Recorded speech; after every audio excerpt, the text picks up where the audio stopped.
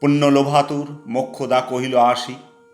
হে দাদা ঠাকুর, আমি তব হব সাথী। বিধবা যুবতী দুখানি করুণ আখি, মানে না যুগতি, কেবল মিনতি করে।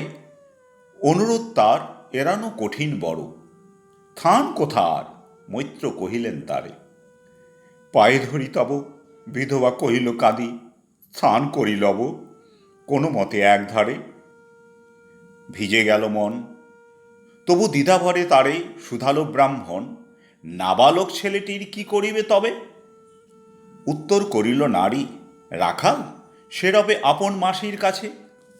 তার জন্ম পরে বহুদিন ভুগেছিনু সুতিকার জ্বরে, বাঁচিব ছিল না আশা।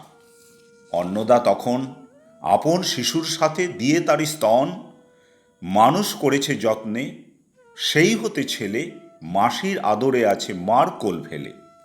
দুরন্ত মানে না কারে, করিলে শাসন, মাসি আসি অশ্রু জলে ভরিয়া নয়ন, কোলে তারে টেনে লয়।